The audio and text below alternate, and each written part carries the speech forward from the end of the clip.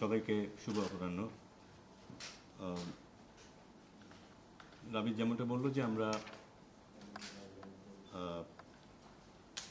এবার দীর্ঘমেয়াদী চিন্তাভাবনা করি, যেটা আমরা আগে বলেছিলাম, আমাদের ক্যাপ্টেনকে মনোনীত করেছি এবং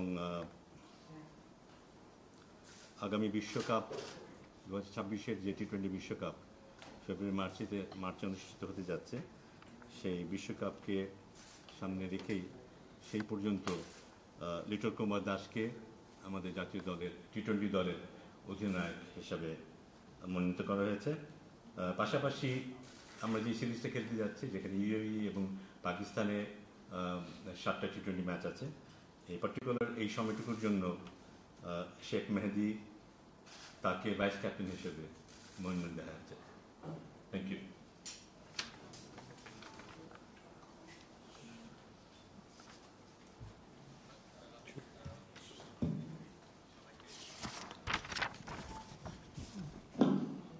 বিসমিল্লাহির রহমানির রহিম। আপনারা ইতিমধ্যে শুনেছেন যে টি-20 স্কোয়াডটি আমি ঘোষণা করতে যাচ্ছি বাংলাদেশ জাতীয় ক্রিকেট দলের। তারা ইউএই এবং পাকিস্তান সফর করতে যাচ্ছে এবং সেই সফরকে সামনে রেখে আমরা 16 সদস্যের একটি দল ঘোষণা করছি। লিটন কুমার দাস ক্যাপ্টেন, তানজিদ হাসান, পারভেজ হোসেন ইমন, সুময় সরকার, নাজমুল হোসেন শান্ত,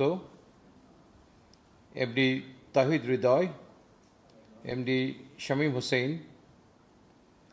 Zaker Ali Anik, MD Rishad Hossain, Sheikh Mahedi Hasan, MD Tanvir Islam, MD Mustafizur Rahman, Hasan Mahmud,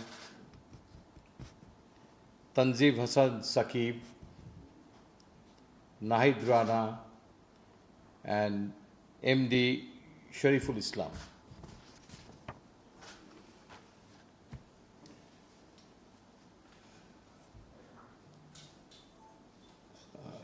এখানে আমি এবং আমার সঙ্গে আব্দুর রাজ্জাক আছে।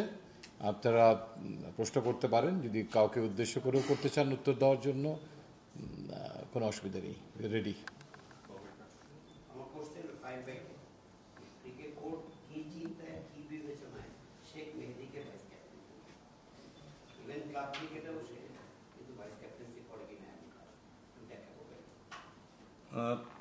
যে দলটা এই মুহূর্তে আছে সেখানে কিন্তু খুব অভিজ্ঞতা সম্পন্ন খেলোয়াড়ের সংখ্যা খুব কম। এটা আমরা সবাই জানি যে শেখ মেহেদী কিন্তু টি-20 ফর্মেটে কিন্তু kind of an automatic choice, regular player কিন্তু, এবং ওর যে অভিজ্ঞতা আছে, ওর যে ট্যাকটিক্যাল নলেজ আছে, সেটা আমরা প্রায়শই দেখতে পাই এবং সেটার ব্যাপারেও সেটা আমাদের চোখে পড়েছে। সেটা নিয়ে আমরা সিলেক্টর বলেন কিংবা কোচ কিংবা আমাদের অন্যান্য যারা আছেন তাদের সবার সাথে এটা নিয়ে আলোচনা হয়েছে এবং মনে হয়েছে যে এই মুহূর্তে আমরা যদি তাকে এই সুযোগটা দিই, আমরা দেখতে পারবো যে সে কীভাবে সেটা প্রয়োগ করে। আমরা যদি আপনি খেয়াল করে দেখেন যে আমরা কিন্তু শুধু এই সিরিজের জন্য কিন্তু এটা ঘোষণা করেছি। আমাদের ইচ্ছা আছে যে এভাবে আমরা হয়তো বিভিন্ন জনকে দেখার চেষ্টা করব এবং পাশাপাশি একজন অধিনায়কের আন্ডারে আরেকজন অধিনায়ককে গড়ে তোলার চেষ্টা থাকবে।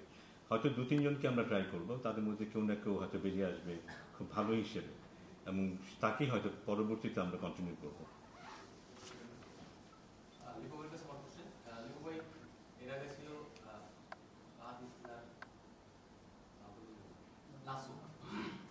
নাসুমকে আপনারা ক্যারি করলেন অনেকদিন ধরে এবং তিনি দল থেকে খেললেন, তাকে অপরিহার্য করে তোলার মতো একটা পরিবেশ তৈরি করা হলো বাংলাদেশে। হঠাৎ করে সে আবার বাইরে চলে গেল, তার জায়গায় আসলে পাল্টি। ধন্যবাদ আপনাকে। আপনি হয়তো লক্ষ্য করেছেন যে আমরা যখন লাস্ট গ্লোবাল টি-20 ওয়ার্ল্ড কাপটা খেললাম আমেরিকাতে এবং ওয়েস্ট ইন্ডিজে, তখন কিন্তু তানভীরকে আমরা ক্যারি করেছিলাম জাতীয় দলের সঙ্গে। পরবর্তী পর্যায়ে তার হাতে একটা ফ্র্যাকচার হয় এবং এই ফ্র্যাকচার হওয়ার কারণেই তিনি দীর্ঘদিন খেলার বাইরে ছিলেন এবং ওয়েস্ট ইন্ডিজ ট্যুরের সময় তিনি অ্যাভেলেবেল ছিলেন না। তো সেই জায়গাটাতেই আমরা তখন নাসিমকে নিয়ে যাই। নাসিম আমাদের হোয়াইট বল চিন্তাভাবনা এখনও আছে এবং উনি নিউজিল্যান্ড এ দলের সঙ্গেও একদিনের ক্রিকেটে খেলবেন। দীপু ভাই, আপনারা যখন ক্যাপ্টেন নির্বাচন করেন না, ক্যাপ্টেনের সাথে যখন বসেছিলেন, তো ক্যাপ্টেনের ভাবনাটা কি ছিল? যেহেতু তাকে 2026 টি-20 বিশ্বকাপ পর্যন্ত নতুন ক্যাপ্টেন হিসেবে দেওয়া হয়েছিল, প্রায় উইন্ডিজে তিনি ক্যাপ্টেন ছিলেন, তো ক্যাপ্টেনের থটস কি ছিল? আর সঙ্গে আগের আমাদের যে 3 ফরম্যাটের ক্যাপ্টেন ছিল শান্ত, তার সঙ্গে আলোচনা হয়েছে কিনা, তিনি তখন কি করছিলেন? দেখেন, আমাদের একটা স্ট্যান্ডার্ড যে প্রসিডিউরটা, যে যখন আমরা অবহিত হতে পারি যে কে দলকে নেতৃত্ব দিতে যাচ্ছেন, তার সঙ্গে ইউজুয়ালি আমরা কথা বলি বরাবরই, এটাই প্র্যাকটিস, এবং হেড কোচের সঙ্গে আলোচনা হয়। তো এই পরিপ্রেক্ষিতে আমি বলবো এবার একটু ব্যত্যয় ঘটেছে, বিকজ এই সিদ্ধান্তটা শেষ করার পর খুব বেশি হাতে আমাদের সময় ছিল না। তো কাজেই এই পরিকল্পনার পিছে নির্বাচক এবং কোচিং হেড কোচ তাদের একটা সংমিশ্রণ ছিল। এবং এই পরিপ্রেক্ষিতে একটু বলে নেওয়া ভালো যে এই বিশ্বকাপের আগে আমাদের এশিয়া কাপও আছে ক্যালেন্ডারে, দুটো বড় ইভেন্ট ধরতে পারেন আপনি। তো এবং এর মাঝে আমরা শ্রীলঙ্কাতেও টি-20 খেলবো, পাকিস্তানও বাংলাদেশ সফর করতে আসবে, ইন্ডিয়া বাংলাদেশ সফর করতে আসবে, সেখানেও টি-20 ম্যাচেস থাকবে, অ্যান্ড এশিয়া কাপ তো আছে, তারপরে আরও সিরিজ আছে। তো আমরা কিছু পরীক্ষা নিরীক্ষা করতে পারবো। যে দলটা আমরা ঘোষণা করলাম, এখানে একটা টিম যেটা আছে সবাইকেই আমরা কিছু কিছু ম্যাচ আমরা অবশ্যই তারা পাবে, সো দ্যাট আগে যেমন ছিল হয়তো পারভেজ ইমনকে আপনি দেখেন হয়তো অনেকগুলো সঙ্গে টিমের সঙ্গে আছে, হয়তো খেলার সুযোগ পায়নি, কিন্তু এবার সেই জায়গায় নতুন কোচ এবং আমাদের যে চিন্তাভাবনার মধ্যে আমরা যেন একটা সেরা পারফরমেন্স ইউনিট নিয়ে যেতে পারি, সেই চেষ্টাটা থাকবে। এবং লাইক টু লাইক যে সমস্ত খেলোয়াড় আছে তারা সবসময় অনুশীলনে থাকবে হোয়াইট বল ক্রিকেটে টি-20 এবং ওয়ানডের জন্য।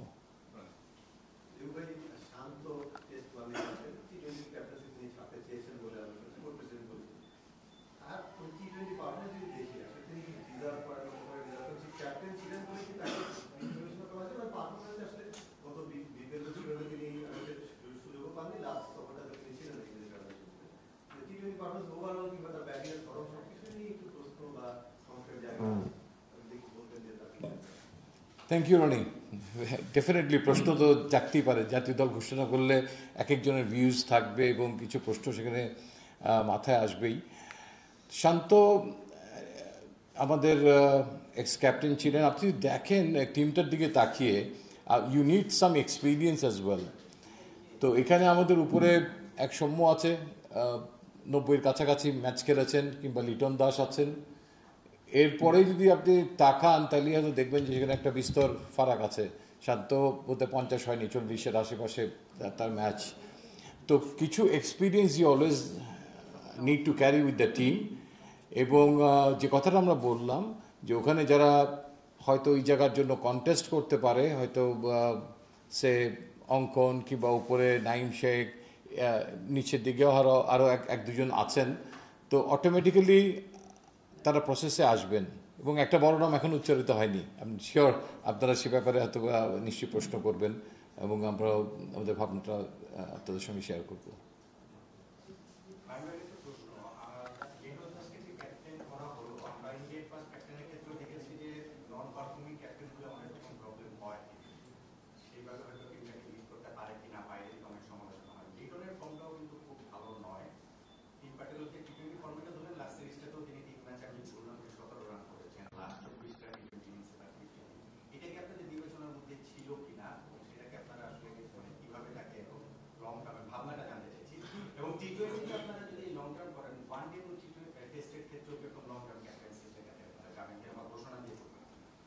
শেষের প্রশ্নটার উত্তরটা আগিয়ে দিই।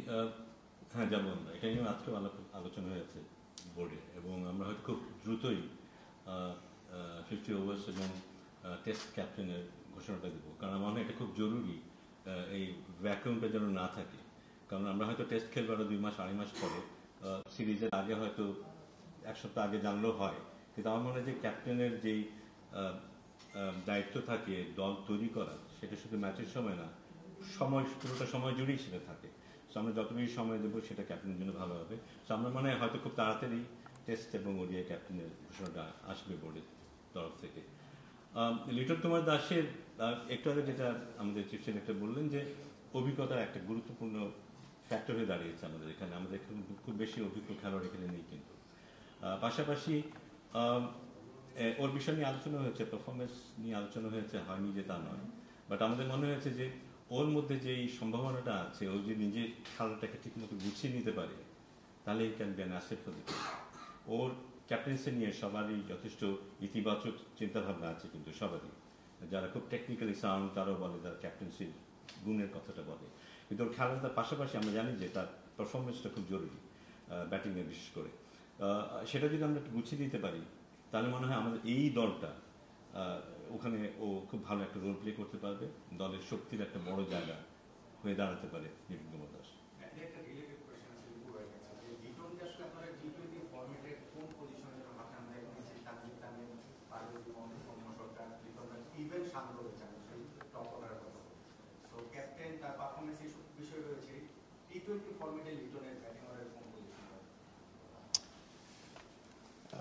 এখানে আমি মনে করি যে তাকে 3 নম্বরে ব্যাট করানো হবে, এবং 3 নম্বরে ব্যাট করলে দলের যে চাহিদাটা থাকে, যে ইম্প্যাক্ট রাখার যে প্রয়োজনীয়তাটা থাকে, সেই রকম ভাবেই তাকে গড়ে তোলার চেষ্টা টিম ম্যানেজমেন্টের তরফ থেকে থাকবে।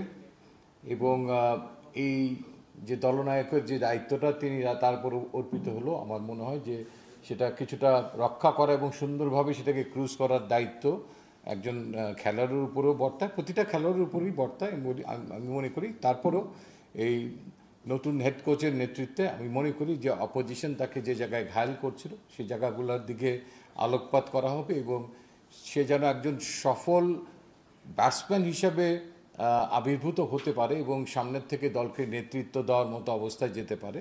আমার মনে হয় টিম ম্যানেজমেন্টের তরফ থেকে সেই সাপোর্টটা তার জন্য থাকবে, এবং যে কাজটা করতে হবে সেই কাজটা কিন্তু খেলোয়াড়কে ultimately end of the day করতে হবে।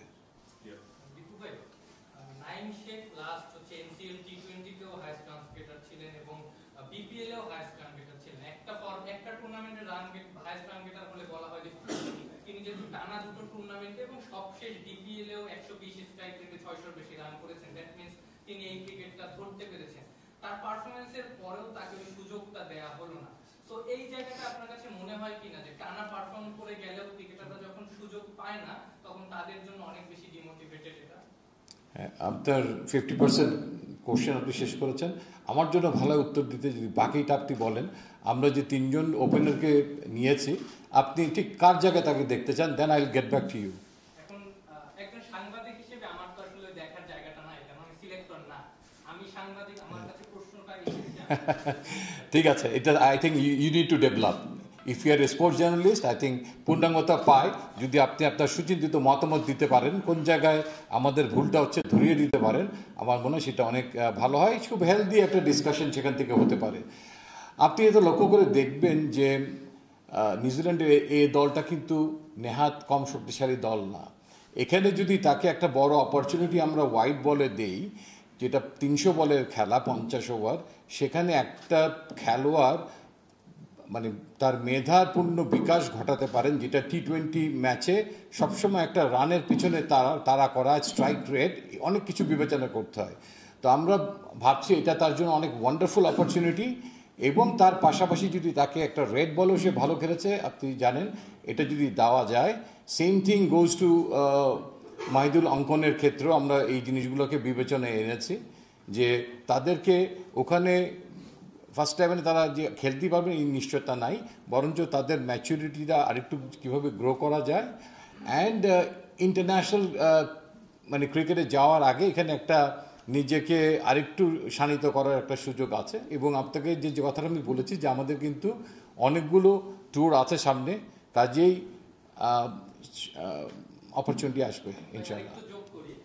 সাধারণত দেখা যায় যে কোনো ঘরোয়া টুর্নামেন্টে আপনারা মাঠে গিয়ে খেলাটা দেখেন, এনসিএলএও রাজ্জাক ভাই প্রায় সব জায়গায় গিয়েছেন, কিন্তু সবচেয়ে ডিপিএল এ দেখা গেছে যে বিকেএসপিতে আমরা ওরকম ভাবে কখনোই নির্বাচকদের দেখিনি। জেনারেলি যেটা হতো যে 3 ভেন্যুতে খেলা হতো দেখে নির্বাচকদের কোনো একটা ভেন্যু স্কিপ করতে হতো আগের সিজনগুলোতে। এই সিজনে সেই সুযোগটাও সমস্যাটাও ছিল না, তারপরেও দেখা যায়নি। একটু এক্সপ্লেইন করবে? আচ্ছা, ঠিক আছে, আপনি যখন প্রশ্নটা করলেনই অনেকেই প্রশ্ন কথা বলেছে, আমার মনে হয় উত্তর দেওয়া ভালো। আমি নিজেও মনে করি যে আমরা যদি মাঠে বসে খেলা দেখতে পারি এবং সে সাইটটা যদি খুব ভালো হয় তাহলে এটা খুবই ভালো। কারণ একটা ক্যাপ্টেন কীভাবে দল পরিচালনা করছে, একটা ব্যাটসম্যান কীভাবে রান সংগ্রহ করছে, সেটা আরও অনেক নিখুঁতভাবে দেখা যায়। But at the same time আমি ক্রিকেট বোর্ডকে ধন্যবাদ দিতে চাই যে তারা এবারের ডিপিএলটা যেভাবে আমাদের সামনে উপস্থাপন করার সুযোগ পেয়েছে লাইভ স্ট্রিমিংয়ে, আমরা ঘরে বসে অনেক বড় স্ক্রিনেও কিংবা আমাদের অন্য কাজ করার মাঝে মাঝে আমাদের অফিসে বসেও আমরা কিন্তু আমাদের নির্দিষ্ট খেলার উপরে চোখ রাখতে পারছিলাম। এখন আরেকটি কথা একটু স্মরণ করিয়ে দিতে চাই যে আমাদের কাজের একটা বড় অংশ ছিল আমরা যারা মানে গোটা 40-50 প্লেয়ারকে আমরা বেশ ভালো করেই চিনি, যারা এইচপি কিংবা টাইগার্স কিংবা এই টিম বলেন কিংবা জাতীয় দলে আছে। বাট তার বাইরে আমার মনে হয় জটিলতাটা কিংবা কষ্টটা আমাদের অনেক বেশি থাকে এনসিএলের যখন 30টা করে প্লেয়ারের 240টা খেলোয়াড়ের নাম আসে। সো দ্যাট আমার মনে হয় তাদেরকে ফলো করার জন্য আমার মনে হয় যে যদি স্টেডিয়ামে আমরা টেলিভিশনটাও পেতাম তাহলে ভালো হতো। আর বিকেএসপি আমাদের জন্য আসলে একটু দূরে হয়ে যায়, 3 ঘন্টা যাওয়া আসা এবং এগুলো মনিটর করার জন্য। তো সেই আলোকে আমরা হয়তো যেতে পারিনি, বাট আই এগ্রি যে মাঠে গিয়ে খেলা দেখাটা চেয়ে ভালো কিছু হতে পারে না। স্ট্রাইক রোটেট করি, রাজ্জাককে দেই কিছু। আমি এত ডট বল খেলতে চাই না। Anyway please go head please.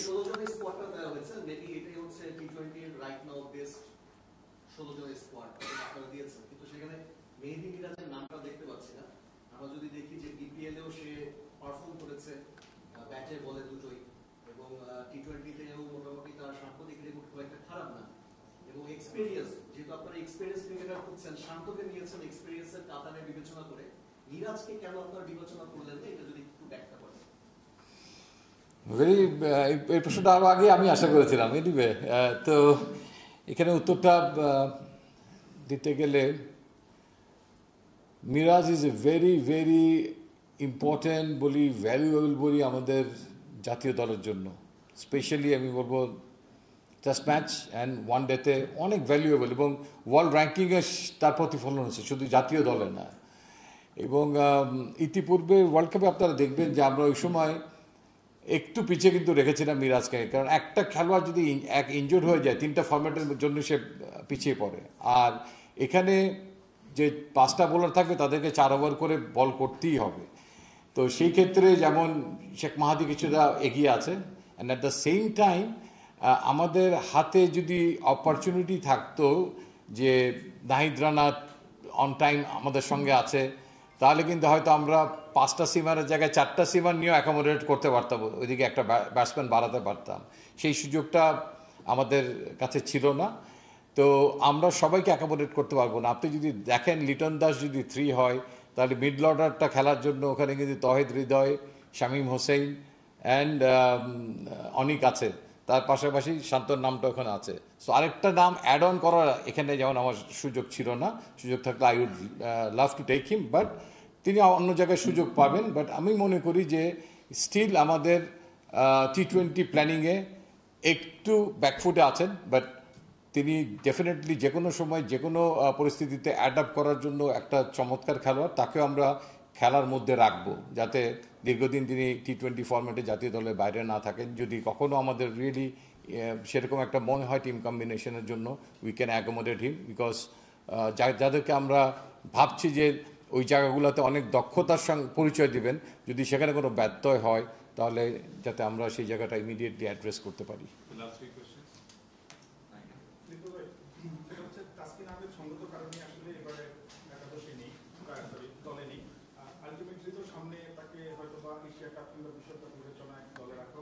কোন সিরিজ থেকে তিনি অ্যাভেলেবল হচ্ছেন, এটা হচ্ছে আপনার কাছে প্রশ্ন। আর স্যারের কাছে প্রশ্ন থাকবে ফ্যান্সের কাছে যে লিটনের পাশাপাশি কি সামহাও তাসকিন আহমেদও ক্যাপ্টেন্সি বিবেচনায় ছিলেন কিনা এই পাশাপাশি? আমাদেরকে মেডিকেল ইউনিট থেকে যে সংবাদটা আমরা পেয়েছি যে তাসকিনকে পূর্ণাঙ্গভাবে তৈরি করার জন্য কিছু যে সময়টুকু দরকার সেই সময়টুকু তারা যদি বিবেচনায় নেয় তাহলে এই পাকিস্তান সিরিজে আসলে তাকে আমরা পূর্ণাঙ্গভাবে পেতে পারবো না। তো তার মানেই হচ্ছে যে শ্রীলঙ্কার সঙ্গে আমাদের যে একটা পূর্ণাঙ্গ সিরিজ আছে, টেস্ট ম্যাচ, ওয়ান ডে এবং টি20, সেখানে তিনি অ্যাভেলেবেল থাকবেন if everything goes all right. তাহলে আমরা আশাই করতে পারি তাকে, সেরকম একটা সংবাদই আমরা পেয়েছি। না, আমি যদি সোজাভাবে বলবো যে না, তার বড় একটা কারণ হচ্ছে যে তাসকিনের ফিজিক্যাল কন্ডিশন যা, সেখানে আমার মনে হয় তাকে অন এ রেগুলার বেসিস খেলানোর সুযোগ আমাদের খুব বেশি নেই। তাকে সবসময় রেস্ট দিয়ে তার রিকভারির দিকে লোড ম্যানেজমেন্ট করে তাকে খেলাতে হবে, সেই সম্ভাবনাটা আছে। এমন একজন যে অন এ রেগুলার বেসিস খেলতে পারবে কি পারবে না, এই চিন্তাভাবনা যদি কারোর ব্যাপারে থাকে, তাকে অধিনায়কত্বটা দেওয়াটা বোধহয় সমীচীন না। তবে ডেফিনেটলি তাসকিনকে আমরা একজন লিডার হিসেবে দেখি। আমরা জানি যে ও পেস বলার যারা আছে তাদের লিডার, এবং অ্যাজ এ হোল দলে একজন গুরুত্বপূর্ণ খেলোয়াড়, নেতা। সো কখনো যদি সেই ব্যাপারটা আসে যে ও রেগুলার খেলতে পারবে, ওকে লোড ম্যানেজমেন্টে যেতে হবে না ওইভাবে, কিংবা ওর ইঞ্জুরির সমস্যাগুলো নেই, তখন নিশ্চয়ই সেও আমাদের ভাবনায় থাকবে। পেয়ে গেছি একটু সুন্দর করে জানাবো। এটা হচ্ছে পাকিস্তান সিরিজ, মানে এই যে সিরিজ আছে আমরা এবং পাকিস্তান, লক্ষ্যটা কি থাকছে এবং কি আশা করি প্লেয়ারদের কাছে? আমরা কি এখন থেকে ওয়ার্ল্ড কাপের মানে আমাদের সিরিজের চেঞ্জ হবে, নাকি আগের মতোই মানে আমাদের এগ্রেশন বা টি20 যে মেজাজটা আমরা ওই জন্য খেলবো, নাকি সিরিজ জয় অথবা অন্য লক্ষ্য নিয়ে আসছি, এখন থেকে বিশ্বকাপের পরিবেশনা করছি? হ্যাঁ, জাতীয় দল যখনই যেখানে খেলবে লক্ষ্য জয়ের জন্যই থাকবে, ডেফিনেটলি, কোনো সন্দেহ নেই।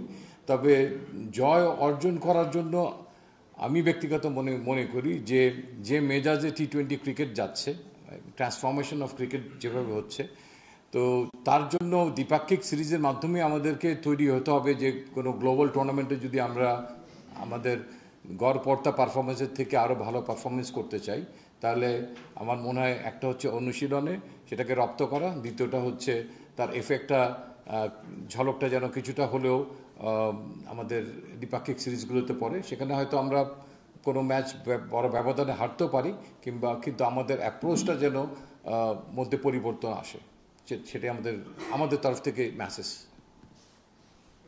বলছিলেন যে নাহিদ রানা এবং নাহিদ রানাকে যদি আসলে ঠিক সময় পাওয়া যেত তাহলে হয়তো বা আমরা চিন্তা করতে হবে সময়টাতে এই জায়গাটাতে নাহিদ রানা কিংবা রিশাদ হোসেন যারা পিএসএল খেলছেন তারা কখন দলের সাথে যোগদান করবেন? এই দুটা ম্যাচ কি পাওয়া যাবে কিনা, নাকি পাকিস্তান সিরিজে আসলে পাওয়া যাবে? আমার কাছে যতটুকু খবর আছে যে তাদেরকে আমরা হয়তো পাবো, আর ডিপেন্ড করছে ফলাফলের উপরে। যদি যারা এই দুটো দলে খেলছেন তারা যদি কোনোভাবে এলিমিনেটর পার হয়ে চূড়ান্ত পর্যায়ে চলে যায় এবং তাদের দল যদি তাদেরকে চায়, আমার মনে হয় তখন ক্রিকেট বোর্ডের ফাইনাল কলটা নিতে হবে। দ্বিপাক্ষিক বোর্ডের একটা সম্পর্কের ব্যাপার আছে, কমিটমেন্টের ব্যাপার আছে। তারপরেও একটা অংশে নিশ্চয়ই লেখা থাকে যে যদি আমাদের জাতীয় দলে কোনো প্রয়োজন হয় তাহলে আমরা আমাদের প্লেয়ারকে আনতে পারি। তবে সেটা বিচার বিবেচনা করে দেখার ব্যাপার যে ইউএর সঙ্গে আমাদের সেটা কতটুকু আমরা ছাড় দিতে পারি। আর একটা ছোট্ট জিনিস আমি অ্যাড করতে চাই, আমাদের যেহেতু 7টা ম্যাচ, সেটাও একটা কারণ ছিল যে আমাদের বোলারদের সাধারণত কোনো না ছোট বড় ইনজুরিতে পড়ে, তো সেখানে যেন লোড ম্যানেজমেন্টটা ঠিক হয়। দুটো কারণ ছিল, নাহিদ রানা মানে কখন পাবো সেটা না জানাটা, এবং এই লোড ম্যানেজমেন্ট আরেকটা ইস্যু। অ্যান্ড থার্ডলি এই বোলিং ইউনিটের মুখ্য ভাগ যেহেতু যাচ্ছে দলের সঙ্গে, তাহলে তারা এই পরবর্তীতে যে সিরিজটা আসতেছে তার জন্য কিন্তু পূর্ণাঙ্গভাবে ট্রেনার এবং বোলিং কোচের সঙ্গে থেকে তারা প্রস্তুতিটা নিতেও পারবে সেখানেও, যারা খেলবে না। রাজ্জাক ইজ হিয়ার, ভাই কিছু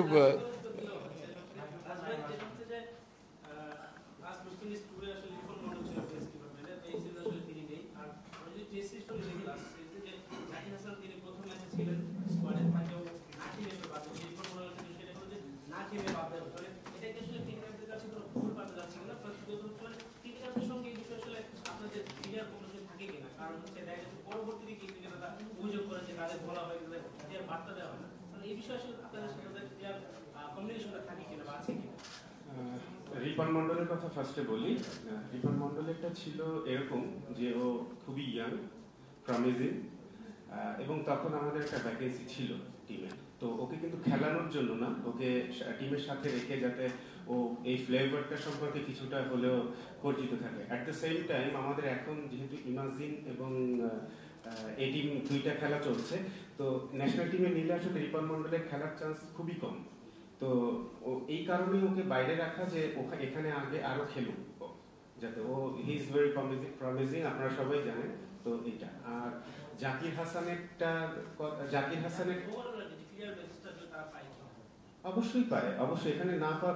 দেখেন, যখন একটা টিম হয়, প্লেয়ারদের ক্ষেত্রে যেটা হয় তারা নিজেরাই জানে, আসলে মানে জানানো হোক আর না জানানো হোক সবাই বুঝে যে জাকির কি বুঝতে পারেনি যে জাকির থাকবে না। আমাদের মেইনলি যেটা হয়েছিল জাকিরের ক্ষেত্রে, আমাদের কিন্তু সাধারণত দেশে খেলা হলে 14 মেম্বার টিম দেওয়া হয়, তাই না? তো যেহেতু কনকাশন ইস্যু আছে, সেই বিবেচনা করেই কিন্তু আমরা ওকে আসলে 15 জন ইয়েতে রেখেছিলাম। ও কিন্তু ফার্স্ট 11-এ আসলে ছিল না ফার্স্টেই। তো সেকেন্ড টেস্টে যখন আমাদের আসলে চিন্তা করা হলো, তো খুব স্বাভাবিকভাবে যদি রিপ্লেস করতে হয় তাহলে ওরই রিপ্লেসমেন্ট হবে। অ্যাট দ্য সেম টাইম আমাদের যে এই টিম আছে ওরা খেলবে সবাই, যারা বাইরে আছে ন্যাশনাল টিম থেকে বাইরে এসছে সবাই কম বেশি ম্যাচ খেলবে এখানে। মেইনলি এটার কারণেই আসলে করা। একটু অ্যাড অন করি আপনাকে, সিলেট টেস্টটা শেষ হওয়ার পরে I think I had more than 40 minutes discussion with Zakir Hasan, অনেক লম্বা, যেহেতু ওখান থেকে চলে যাবে, সামনে আমাদের পরিকল্পনা কি, ওর কি করণীয়, তো সেগুলো নিয়ে আমার মনে একটা হেলদি ডিসকাশন ওখানে আমার সঙ্গে হয়েছে।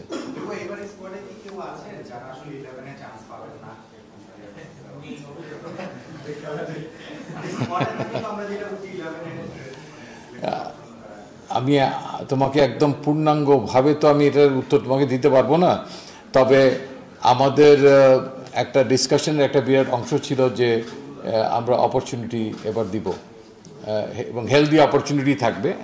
একদম 7টা ম্যাচ তো কাজে 16 আনা তো আর মিলবে না, মানে একটা রিজনেবল একটা জায়গায় আমরা পৌঁছানোর চেষ্টা করব, এরকম একটা আলোচনা ছিল। আর সবাই জানে যে ফার্স্ট 11টার সময় কিন্তু আমরা একটা ব্যাকফুটে থাকি। তারপর আমাদের সঙ্গে টিম ম্যানেজমেন্টের একটা ভালো ডিসকাশন হয়েছে ব্যাপারটা নিয়ে।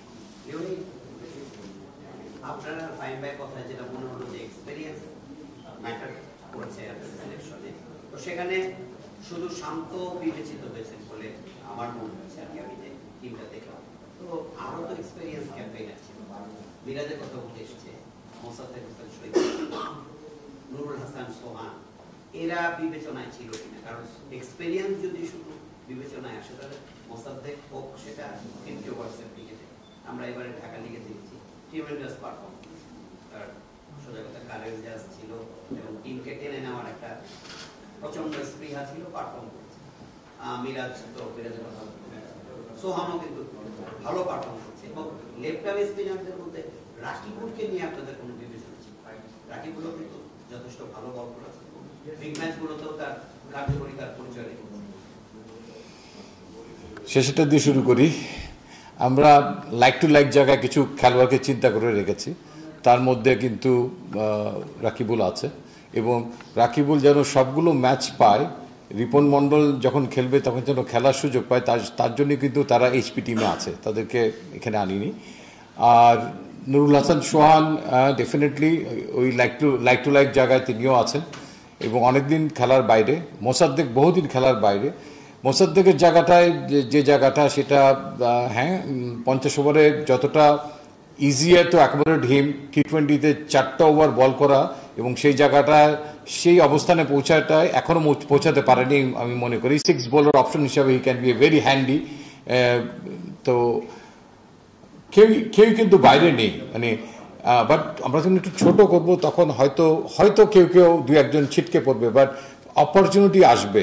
আর অভিজ্ঞতার যে কথাটা বলা হলো, আসলে আমি যেটা বললাম, যদি সম্ভবত আমি আরেকজন ব্যাটসম্যানকে অ্যাকোমোডেট করার মানে চেষ্টা করতাম, কিন্তু আগামীতে নিশ্চয়ই ওই জায়গাটার অপরচুনিটিও ক্রিয়েট হবে এবং মেহেদী মিরাজ কিংবা এরকম আরও 2-1 আপনারা দেখতে পাবেন। আমরা দেখলাম ন্যাশনাল টিম অনেকগুলো কি বিজি শিডিউল যাচ্ছে, এই দলের খেলা, ইমার্জিং টিম। মোহাম্মদ সাইফুদ্দিন অনেকদিন খেলেছে জাতীয় দলে, তাকে কোনো ধরনের কোনো জায়গায় আপনারা রাখেননি বা রাখা হয়নি কোনো কারণে, মানে তাকে কেন বিবেচনা করা হয়নি কি বলা যায়? আমাদের সিস্টেমের মধ্যে আছে, ওর মেইনলি ওর ফিটনেস বা এই সব ইস্যু নিয়ে আসলে ওর সঙ্গে আজকেই বসার কথা আমাদের মেডিকেল ইউনিটের, ইভেন আমাদের খুব সম্ভবত ন্যাশনাল টিমের ট্রেনারও ওকে ইয়ে করবে। তো আগে ক্লিয়ারেন্স পাওয়ার পর তারপর অবশ্যই ও আমাদের চিন্তার বাইরে না আসলে। আমি একটু অ্যাড করবো আপনাকে, মানে ও কিন্তু আমাদের চিন্তার মধ্যেই ছিল, মানে he was about to make last world cup, because primary দলে আমরা তাকে রেখেছিলাম, তা আনফর্চুনেটলি রাখতে পারিনি। পরবর্তী পর্যায়ে কিন্তু টাইগারের যে একটা সুন্দর প্রোগ্রাম হয়েছিল, ওই প্রোগ্রামটার একটা বড় অংশই সে মিস করে যায় তার একটা ফ্যামিলি ক্রাইসিসকে অ্যাড্রেস করতে। তারপরে কিন্তু আমরা তাকে এই দলের হয়ে একদিনের ম্যাচের জন্য নিয়েছিলাম পাকিস্তান, এই দলের সঙ্গে খেলার জন্য। পাকিস্তান যে সিরিজটা অনুষ্ঠিত হলো, যখন আমরা টেস্ট ম্যাচ খেললাম পাশাপাশি, তো তখন তিনি কিন্তু আবেদন করেই 2 মাস তাকে ক্রিকেট থেকে যেন বিরত রাখা হয় সেজন্য আমাদের কাছে আবেদন করেন। Mentally he was bit depressed. তো আমরা বলেছি যে ঠিক আছে, এতে কোনো অসুবিধা নেই। তো আবার তিনি তার আগ্রহ দেখাচ্ছেন, তিনি পারফর্ম ভালো করছেন। তো আমরা যে ফিটনেসের অ্যাসেসমেন্টটা করি প্রতিটা প্লেয়ারের হচ্ছে, বাট আনফর্চুনেটলি তারটা করা হয়নি। তার 2টো স্ট্রেস ফ্র্যাকচার ছিল আগে, যেটা নাকি অনেক ভালো হয়েছে দেখি তিনি খেলতে পারছেন এখন। তো সেটাকে পূর্ণাঙ্গভাবে রিঅ্যাসেস করে আবার আমরা তাকে চাই যে তিনি তার কার্যক্ষমতা কোন লেভেলে আছে 50 ওভার না টি20-র জন্য, সেটাকে অ্যাসেস করে তার দিকে আমাদের নজর আছে এবং যোগাযোগও আছে।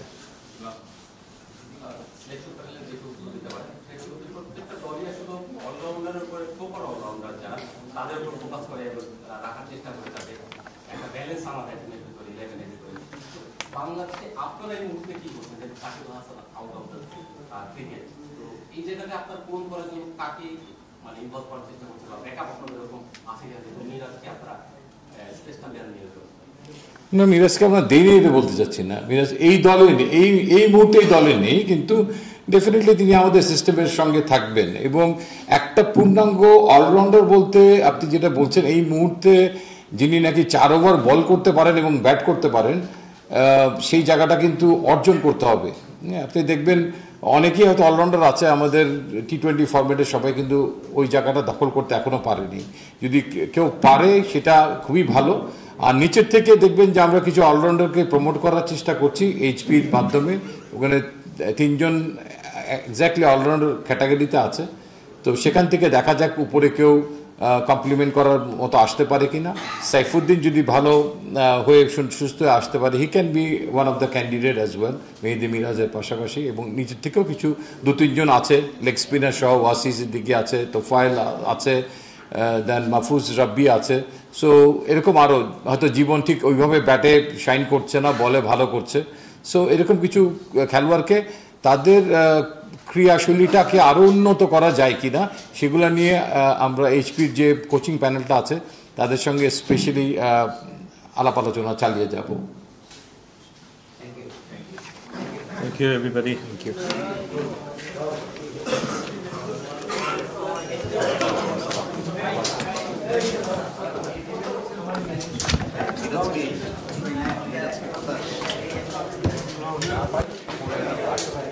বান্ডেল থাকলে প্রতি সেনমানিতে টাকা বাঁচবে।